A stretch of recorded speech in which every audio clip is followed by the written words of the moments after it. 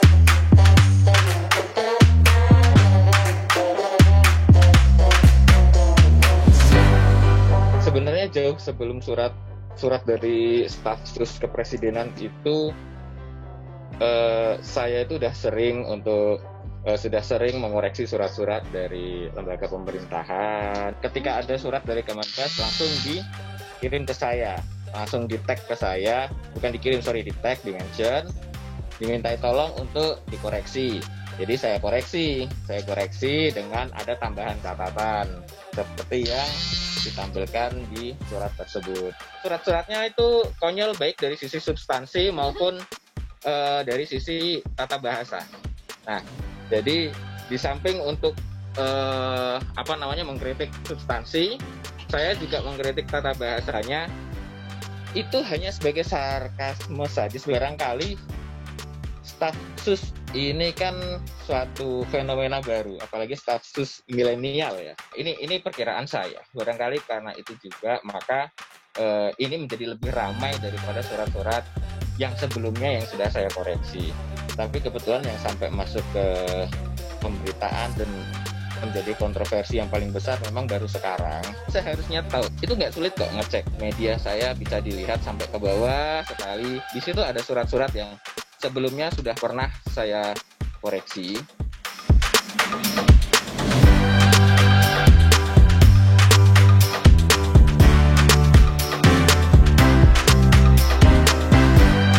Jadi jurnalisme bertujuan untuk mencari kebenaran dengan kerjanya yang berfokus pada proses. Pada saat saya mendapatkan surat yang belum ada coret-coret, kan saya tentu mewawancari pihak Kemendes, dalam hal ini adalah Wamendes ya. Lalu kemudian di situ muncullah dalam perkembangan ya, ada yang dicoret-coret. Wartawan itu harus skeptis kan, apakah benar dari yang bersangkutan yang mengklaim, apakah itu hanya pengalihan kambing hitam, kan harus skeptis. Oleh karena itu saya sampaikan, tunggu hasil investigasi, karena pada saat saya wawancara dengan Wamendes, menyampaikan bahwa ia akan menginvestigasi dan akan mengumumkan ini. Di dalam wawancara dengan saya, Pak Wamen mengatakan bahwa itu pasti dari pihak Kemendes yang mencoret-coret itu. Karena isinya seperti itu. Saya akan cek, itu tulisan siapa, itu kan tulisan tangan bisa kebaca, tulisan tangan siapa, yang pasti bukan tulisan beberapa orang yang saya tahu. Tapi dari Kemendes ini? Iya, kalau dari itu nanti saya cek langsung.